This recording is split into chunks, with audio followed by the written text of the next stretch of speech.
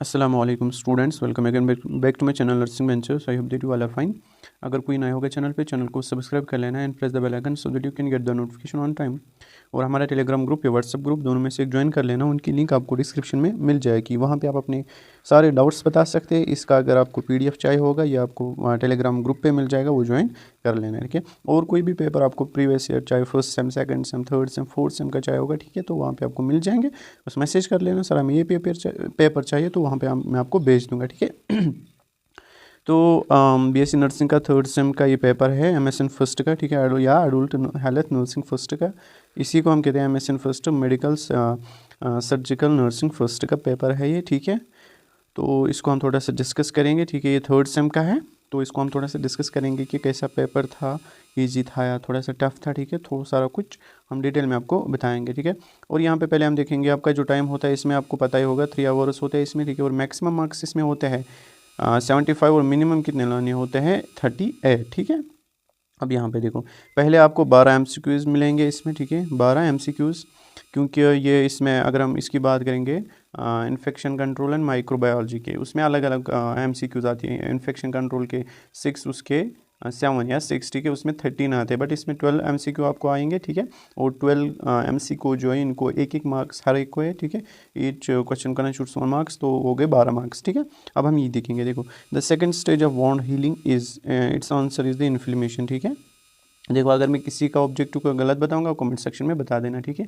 क्योंकि मैंने पूरे से अच्छे से चेक नहीं किया, जो मैंने वहाँ पे लिखा है वही मैं आपको भी बता रहा हूँ, ठीक है। बट अगर कोई गलत होगा, ठीक, तो आप कमेंट सेक्शन में बता देना, सर इस क्वेश्चन का आंसर ये है, ठीक है। अब देखो क्वेश्चन नंबर बी पार्ट जो है इसमें, जो which among the following is not the anaesthetic drug, इसमें जो आंसर आएगा that's this butyl bromide, it's not the anaesthetic drug, ठीक है। इसमें मुझे थोड़ा सा डाउट है, फिर भी आप बता देना कमेंट सेक्शन में। पेशेंट हैविंग परसिस्टेंट वोमिटिंग में हैव कॉम्प्लिकेशन लाइक, इसमें हाइपोनाइट्री में, ठीक है। क्योंकि जब वोमिटिंग परसिस्टेंट रहती है तो हाइपो कम होता है, नाइट्री में मतलब सोडियम की लेवल कम हो जाती है, ठीक है। हाइपर नाइट्री में सोडियम का ज़्यादा होना हाइपर कैलियमिया, ठीक है। इसका मतलब क्या है, पोटेशियम, ठीक।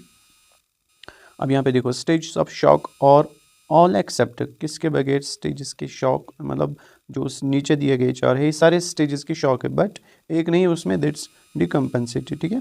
उसके बाद normal amount of fluid between the pleural spaces 10 to 20 ml। उसमें एफ पार्ट को क्या आएगा, the physiology of COPD is, that's the, देखो सीओपीडी इसका मतलब आपको पता होगा chronic obstructive pulmonary disorder. It constitutes मतलब ग्रुप ऑफ डिजीज, लाइक कि इसमें आते हैं 2 डिजीज हम मेन बोलते हैं कि इसमें, लाइक क्रोनिक ब्रोंकाइट्स, एक तो क्रोनिक ब्रोंकाइट्स, ठीक है, प्लस एम्फाइसीमा, ठीक है। एम्फाइसीमा जो ब्रोंकाइट्स होता है इसमें, क्रोनिक ब्रोंकाइट्स जो होता है इसमें इन्फ्लेमेशन होती है, ठीक है, ब्रोंक्यूल्स की। और जो एम्फाइसीमा इसमें जो एल्वियोलर जो वॉल्स होते हैं एल्वियोलर के, वो डैमेज हो जाते हैं, जो मतलब रीजन लाइक कि सिगरेट स्मोकिंग की वजह से काज होता है, बहुत सारे मतलब कारण होता है। बट मेन जो एम्फाइसीमा है दैट सिगरेट स्मोकिंग, ठीक है, मेन काज। अब यहाँ पे देखो एम्पाइमा ये उतना नहीं आएगा, ठीक है। इसका मतलब होता है एक्यूमुलेशन ऑफ फ्लूइड, ठीक है, तो ये नहीं आएगा। उसके बाद ब्रोंकाइट से मैंने आपको बोला ये तो आएगा प्लूरल इफ्यूजन, ये होता है, ये भी होता है कि ये accumulation in the pleural cavity में फ्लूइड होना, ठीक है, इसको हम कहते हैं प्लूरल इफ्यूजन। अब लंग इंजरी ये भी तो नहीं आएगा, ब्रोंकाइट्स इसमें आ जाएगा, ठीक है। अब Peyer's patches are seen in, इसमें होता है इलियम में होते हैं, ठीक है, याद रख लेना, ileum part of small intestine. उसके बाद एच पार्ट जो है, which of the following is not risk factor for pancreatitis, is not the risk, it's the mumps, ठीक है, it's not the risk factor of the pancreatitis. देखो, alcohol की वजह से होता है, गॉल स्टोन्स के अल्सर्स की वजह से होता है pancreatitis, but mumps is not the risk factor for the pancreatitis, okay. उसके बाद आई part, dash diet is recommended for which condition, ठीक है, डैश डाइट, ठीक है, डैश डाइट। अब यहाँ पे देखो, इसमें हाइपरटेंशन के लिए रिकमेंड किया जाता है, जिसको हाइपरटेंशन होगा उसको कौन सा डाइट रिकमेंड किया जाता है, डैश डाइट, ठीक है, क्योंकि एच लास्ट में आता है इसमें, इसका मतलब होता है हाइपरटेंशन, ठीक है। उसके बाद एग्रेन्युलोसाइट्स इज, एग्रेनुलोसाइट्स मतलब एग्रेनुलोसाइट्स, देखो एक होता है ग्रेनुलोसाइट, उसके बाद एग्रेनुलोसाइट मतलब लो अमाउंट ऑफ न्यूट्रोफिल्स, ठीक है। क्योंकि ये जो प्लेटलेट्स ये तो ग्रेनुलोसाइट ना तो एग्रेनुलोसाइट है, आरबीसी भी अलग ये सेल है, उसके बाद हीमोग्लोबिन ये तो अलग, ये एक प्रोटीन मॉलिक्यूल है, ठीक है। इसमें जो हीम पार्ट आता है और ग्लोबुलिन पार्ट आता है, जो ग्लोबुलिन पार्ट है, ठीक है, वो क्या है प्रोटीन पार्ट, और जो हीम है वो आयरन पार्ट है, ठीक है, तो ये अलग है। बट एग्रेनुलोसाइट्स में आते हैं वो न्यूट्रोफिल्स, वो ना ग्रेनुलोसाइट्स एंड एग्रेनुलोसाइट आपने पढ़ा होगा, ठीक है। मोनोसाइट्स, लिम्फोसाइट, न्यूट्रोफिल्स, ठीक है, यही एसिडोफिल्स ये आता है इसमें। अब यहाँ पे देखो हाइपर कैल्सीमिया मतलब हाँ कैल्शियम के लेवल ज़्यादा होना, किसका कम होता है, पैराथायराइड ग्लैंड का, ठीक है, याद रख लेना। अब जो थायराइड है वो हाइपोकैल्सीमिक हार्मोन करता है सिक्रेट, ठीक है, बट जो पैराथायराइड है ये एक parathormone that's the hypercalcemic hormone, ठीक है, बट जो थायराइड ग्लैंड करता है that's creates hormone that's called the hypocalcemic, वो कैल्शियम के लेवल ब्लड में कम कर लेता है, बट जो पैराथायराइड ग्लैंड ये एक पैराथायरमोन सिक्रेट करता है, ठीक है, और वो ब्लड कैल्शियम के लेवल इंक्रीज करता है, ठीक है। अब यहाँ पे देखो ड्रग्स फॉर टीबी, ट्यूबरकुलोसिस और ऑल एक्सेप्ट फॉर, ठीक है। अब यहाँ पे देखो इनमें से कौन से हम ड्रग्स देते हैं जो हम किसके लिए देते हैं, टीबी के लिए, बट एक नहीं देते, दैट्स दी रेड प्लेस, ठीक है, बाकी हम सारे देते हैं, रेफेपाइम, पायराजनेमाइड, ठीक है, स्ट्रेप्टोमाइसिन हम सारे देते हैं, बट एक्सेप्ट रेड प्लेस, ठीक है। अब यहाँ पे देखो ये थे 12 आपके एमसीक्यूज़। अब आपको अगर कोई लगा होगा कि ऑप्शन मैंने गलत दिया आंसर किसी का तो बता देना कमेंट सेक्शन में, ठीक है। अब यहाँ पे देखो ऐसे टाइप क्वेश्चंस, यहाँ पे आपको ऐसे टाइप क्वेश्चंस के ऑप्शन नहीं मिलती है, ठीक है। लाइक आपको बीएससी जो ये है फर्स्ट सेम में मिलता है, वहाँ पे चॉइस मिलती है और पार्ट भी होता है, या अगर 5 क्वेश्चन होंगे वहाँ पे दिया होता है कि अटेम्प्ट एनी 3, ठीक है, तो वहाँ पे ऑप्शन, बट यहाँ पे नहीं होता है, याद रख लेना ऑप्शन नहीं होता है, अच्छे से पढ़ के आना। तो यहाँ पे देखो अगर आप ये 12 क्वेश्चन करोगे, ठीक है, ऑब्जेक्टिव अच्छे, और ये जो 2 क्वेश्चन है 15 मार्क्स के, अगर आप ये करोगे होगे 30 प्लस 12 हो गए 42, तो आप पास हो जाओगे। बाकी अगर आप करोगे भी नहीं कोई मसला नहीं है, बट को अच्छे से पढ़ना है, ऐसा नहीं करना है, ठीक है। अब यहाँ पे देखो मिस्टर गुलाम कादिर, ये है 2 क्वेश्चन यहाँ पे, हर एक क्वेश्चन को 15 मार्क्स यहाँ पे लिखा है, ठीक है, और 2 क्वेश्चन को आपको 30 मार्क्स है, मतलब एक क्वेश्चन 15 मार्क्स का है, ठीक। अब यहाँ पे देखो ये एक क्वेश्चन में 4 पार्ट्स हैं, ठीक है, एक क्वेश्चन में आपको पहले क्या करना है, एक Ghulam Qadir 60 year old mail है, वो एडमिट किया चेस्ट मेडिसिन में। देखो जब वो चेस्ट मेडिसिन में उसको एडमिशन किया होगा, ठीक है। अब यहाँ पे देखो उसमें तो कोई चेस्ट प्रॉब्लम होगी, लंग्स की प्रॉब्लम होगी, तो इसीलिए यहाँ पे इन्होंने बोला है कि COPD को आप डिफाइन करो, उसको COPD था, क्रोनिक, मैंने ऊपर बोला आपको क्रोनिक ऑब्स्ट्रक्टिव पल्मोनरी डिसऑर्डर, ठीक है, तो ये उसको था। अब यहाँ पे देखो आपको पहले करना है डिफाइन COPD क्या होता है, आपको लिखना है कि इट्स मतलब लंग डिजीज, ठीक है, it comprise of emphysema and this chronic bronchitis, फिर आपको क्रोनिक ब्रोंकाइटिस बोलना है कि वो क्या होता है, फिर एम्फाइसीमा, ये हो गई डेफिनेशन। उसके बाद इसमें डिफिकल्टी होती है ब्रीथिंग में, ये लिखना है आपको। उसके बाद फिजियोलॉजी ऑफ COPD, इसमें फिजियोलॉजी कैसी होती है, ठीक है, कैसे होती है, कारण नहीं कैसे होती है, ठीक है, फिजियोलॉजी लिखनी है आपको। COPD मतलब any aetiology due to any aetiological reason, ठीक है, कोई भी इटियोलॉजिकल रीज़न हो गया तो उसकी वजह से क्या होता है, इन्फ्लेमेशन होती है, ठीक है, उसके बाद लंग कंसोलिडेशन होती है, यही सारा इसमें होता है, तो ये आप खुद लिख सकते हैं। फिर what are the clinical manifestation, clinical manifestation का मतलब होता है साइनस एंड सिम्टम्स, इसमें कौन से साइनस एंड सिम्टम्स पाए जाते हैं, ठीक है, आपने पढ़ा होगा COPD में इसमें चेस्ट पेन होती है, ठीक है, इसमें डिफिकल्टी इन ब्रीथिंग होती है, ब्रेथलेसनेस होती है, ठीक है, बैरल शेपर जो ये चेस्ट है वो बन जाता है, ठीक है, इसमें बहुत सारे सिम्टम्स हैं, नोशिया, वोमिटिंग, वो आप हर किसी में लिख सकते हैं, ठीक है। तो इसमें बहुत सारे सिम्टम्स आपको मिलेंगे, ठीक है, जो मैंने आपको बोला है कुछ है बट बहुत सारे हैं, मैंने यहाँ पे थोड़ा सा बताया, ठीक है। अब यहाँ पे देखो right down the nursing and medical management of mister Ghulam Qadir, यहाँ पे आपको क्या करना है, मेडिकल मैनेजमेंट मतलब आप कैसे मैनेज करोगे इसको मेडिकली, उसके बाद नर्सिंग मैनेजमेंट अलग है, ठीक है, मेडिकल मैनेजमेंट अलग, पहले मतलब कौन से आपको इसको दवाई देंगे, देखो इसको चेस्ट पेन होगी, पेन किलर तो हम देंगे इसको, ठीक है, उसके बाद इसको ऑक्सीजन देंगे, ठीक, ऑक्सीजन थेरेपी इसको देंगे, ठीक है, या अगर इसको फेवर होगा, ठीक है, तो एंटीपायरेटिक्स देंगे, ठीक है, एनाल्जेसिक्स देंगे, पेन होगी, ठीक है, तो इसी तरह इसको हम दवाई देंगे। उसके बाद नर्सिंग मैनेजमेंट आपको आएगा, ठीक है, क्या करना है, वाइटल चेक करना है, ठीक है, इसको ऑक्सीजन देना है, ऑक्सीजन लगाना है, ठीक है, मेडिकेशन टाइम पे देने हैं इसको, यही है नर्सिंग मैनेजमेंट, इसमें बहुत सारा है, ठीक है। अब मिस्टर फारूक क्वेश्चन नंबर 3 है ये, ठीक है, मतलब इसी में हो गया एक क्वेश्चन। अब दूसरा है mister Farooq admitted in medical ICU with diagnosis of MI, ठीक है, MI मायोकार्डियल इन्फार्क्शन, ठीक है, इसको MI हुआ है तो इसको डायग्नोस किया गया, इसको MI है, ठीक है। अब यहाँ पे देखना है आपको, डिफाइन करना है MI, ठीक है, मायोकार्डियल इन्फार्क्शन, इसमें क्या होता है, जो मायोकार्डियम होती है हार्ट क्लियर जो होती है, ठीक है, उसमें क्या होता है, उसमें जो मिडल वाली होती है उसमें वहाँ तक ब्लड नहीं पहुँच जाता है, ठीक है। उसकी वजह से हाइपोक्सिया होता है, इस्कीमिया होता है, ठीक है, लो ब्लड ऑक्सीजन होता है, ठीक है, इस्कीमिया होता है। उसके बाद जब टिश्यू को ऑक्सीजन ही नहीं मिलेगा, पहले ब्लड ही नहीं मिलेगा तो ऑक्सीजन भी कम मिलेगा, उसके बाद टिश्यू नेक्रोसिस, डेथ होती है, ठीक है, तो वो खत्म हो जाता है वो रियल लेयर, तो वहाँ पे एमआई हो सकता है। अब एमआई आप ईसीजी अगर हम बात करेंगे ईसीजी की, ठीक है, आप लोगों ने पढ़ा होगा कि देखो मैं आपको दिखाता हूँ, ठीक है, ये फॉर एग्जांपल ईसीजी जो है ना, इसमें होती है यहाँ पे एसटी एलिवेशन, ठीक है, एसटी, यह है पी, यह है क्यू, यह है आर, यह है एस, यह है टी, ठीक है।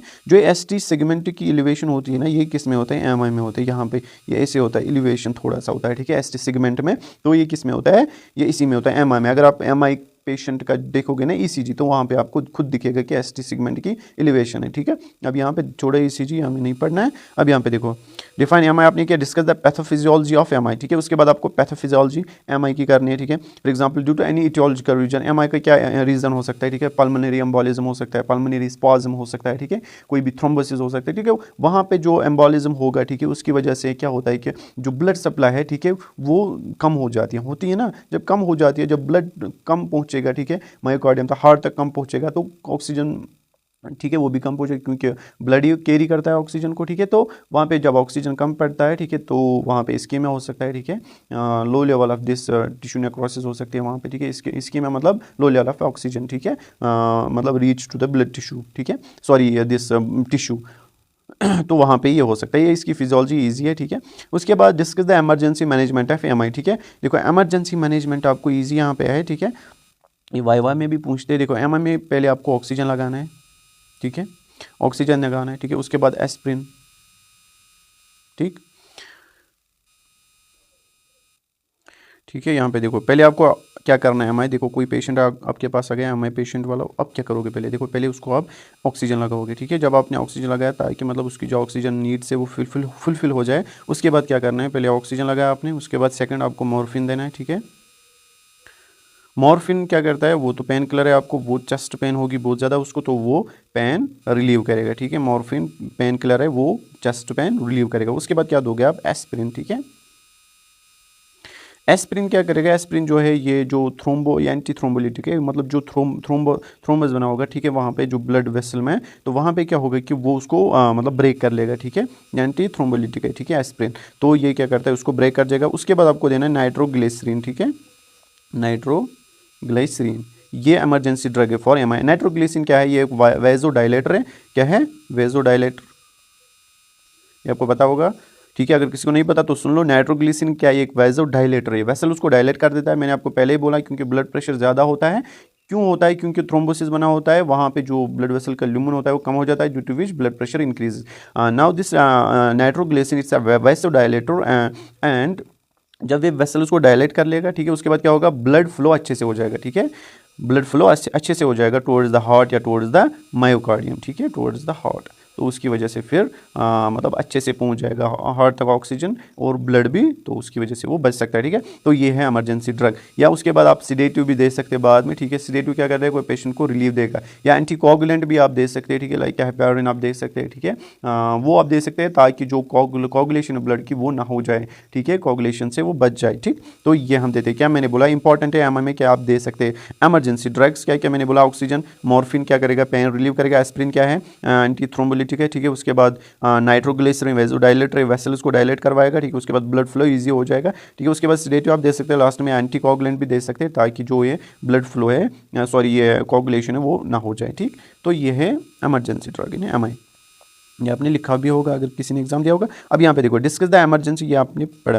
Prepare the nursing plan care plan for mister Farooq, ठीक है। मिस्टर फारूक के लिए आपको नर्सिंग केयर प्लान कैसे प्रिपेयर करना है आपने पढ़ा ही होगा और लिखा भी होगा, ठीक है। ये दिखाते हैं पहले मतलब नर्सिंग केयर प्लान कैसे बनाना होता है, ठीक है। इसमें होता है सब्जेक्टिव डाटा होता है अलग, ऑब्जेक्टिव डाटा होता है, गोल होता है, नर्सिंग इंटरवेंशन होता है अलग, इंप्लीमेंटेशन, उसके बाद इवैल्यूएशन लास्ट में, ठीक है। आपको लिखना है सब्जेक्टिव डाटा, ठीक है, क्या है मतलब किसी पेन है या फ्लूइड लॉस हुआ है, ठीक है, पेशेंट को पेन थी जब वो आया या वोमिटिंग हो रही थी उसी के, अगर वोमिटिंग तो आपको फ्लूइड लॉस के बारे में, अगर पेन थी तो उसके बारे में। उसके बाद ऑब्जेक्टिव में क्या करना है आपको, सही है वाइटल साइनस लिखने हैं वहाँ पे, बस खाली वाइटल साइन। उसके बाद गोल, अगर पेन होगी in order to relieve the pain, अगर वोमिटिंग हुई होगी इन ऑर्डर टू मतलब दिस अगर उसका जो फ्लूइड वॉल्यूम है उसको मेंटेन रखना है, not maintain the fluid volume of the patient. उसके बाद इंटरवेंशन, इवॉल्यूएशन, यही सारा आपको इसमें लिखना है, ठीक है। अब यहाँ पे देखो ये हो गए हमारे बड़े क्वेश्चन ख़त्म। यहाँ पे देखो अब 5 मार्क्स के 5 क्वेश्चन आपको मिलेंगे, ठीक है। तो 5 इंटू 5 हो गया 25। अब यहाँ पे 1 2 3 4 5, यहाँ पे चॉइस नहीं है, दिख रहा है आपको चॉइस, ठीक है। तो चॉइस नहीं है यहाँ पे, अच्छे से कर लेना। प्लूरल इफ्यूजन, मैंने अभी बोला आपको accumulation of the fluid in the plural space या प्लूरल कैविटी, ठीक है। अब यहाँ पे देखो उसके बाद कंजेस्ट हार्ट फेलियर, जिसको आप दूसरा नाम भी है हार्ट फेलियर होता है, ठीक है। Heart failure to pump the blood, ठीक है। तो ये होता है हार्ट फेलियर, ये आपको पढ़ा होगा, ये आपने पढ़ा होगा। अब है उसके बाद कॉलीलिथियसिस। कॉलीलिथियसिस क्या होता है? कॉलीलिथियसिस होती है स्टोन्स इन दी जीबी, ठीक है। गॉल ब्लैडर में जब स्टोन्स होती है due to any aetiological reason, ठीक है, तो वहाँ पे स्टोन्स बन जाते हैं, उसको हम क्या कहते हैं? कॉलीलिथियसिस। क्यों? देखो ये क्यों होता है, क्योंकि जो बाइल होता है ना वो एक्चुअली जमा हो जाता है बाइल जीबी में, ठीक है। क्योंकि liver produce the bile and it's stored in the gall bladder, तो वहाँ पे जब वो सिक्रेट नहीं होते हैं due to any aetiological reason, like अगर कोई डक्ट बंद हुई होगी, ठीक है, वो बंद हुई होगी तो बाइल है वो नीचे नहीं आएगा ड्यूडेनम में, ठीक है, स्मॉल इंटेस्टाइन में, तो वहाँ पे जमा हो जाता है। उसकी वजह से वहाँ पे जो एक्यूमुलेशन होती है वहाँ पे फिर स्टोन्स बनती है, उसी के स्टोन्स बनती है, ठीक है। तो इसमें बहुत सारे फिर साइंस एंड सिम्टम्स आते हैं, लाइक जॉइंट्स होती है, इसमें बहुत सारे है, ठीक है। अब यहाँ पे देखो जॉइंट्स क्यों? क्योंकि ब्लूबिन भी वहाँ पे एक्यूमुलेट हो जाएगा, ठीक है। अब यहाँ पे देखो कॉलीलिथियसिस मैंने, निमोनिया क्या होता है आपको पता ही होगा, निमोनिया में वो लंग्स में प्रॉब्लम करते हैं, ठीक है। कोविड-19 भी आपको पता ही होगा। अब उसके बाद very short answer type question है, ये आपको चार क्वेश्चन है और हर एक क्वेश्चन को कितने मार्क्स है? 2 मार्क्स, तो 4 इंटू 2 हो गए 8, ठीक है। तो टोटल में यहाँ पे 75 मार्क्स है। अब यहाँ पे देखो legal aspect in OT nursing, मतलब कौन से लीगल एस्पेक्ट होते हैं ओटी नर्सिंग में या नर्सिस रूम में, ठीक है, सॉरी ओटी रूम में, ठीक है, वो आपको लिखना है यहाँ पे। फ्लूइड एंड इलेक्ट्रोलाइट इम्बैलेंस, ठीक है, कैसे होता है। उसके बाद पल्मोनरी एम्बोलिज्म, ठीक है। एम्बोलिस मतलब अभी मैंने बोला ये एक मतलब रीज़न है, ये एक इटियोलॉजिकल रीज़न है फॉर द एमआई, ठीक है, पल्मोनरी एम्बोलिज्म। उसके बाद टीबी ट्यूबरक्लोसिस, ये आपका ये किसके होता है? दिस ये हो गया आपका ख़त्म, ठीक है। अगर आपको अच्छे से समझ आया होगा, मैंने थोड़ा सा एक्सप्लेन भी किया, थोड़ा सा आपने सीखा भी होगा, ठीक है। आई होप दैट आपने मतलब अच्छे से ये सीखा होगा कैसे करना होता है पेपर, ठीक है। क्या चॉइस होती है या नहीं होती है, पहले तो होती है 1-2 फर्स्ट सेम में, सेकंड सेम में, बट थर्ड सेम में नहीं होती, याद रख लेना, ठीक है। अगर वीडियो अच्छा लगा होगा तो अपने फ्रेंड्स के साथ भी शेयर कर लेना। मिलते हैं नेक्स्ट वीडियो में, तब तक के लिए अल्लाह हाफिज़।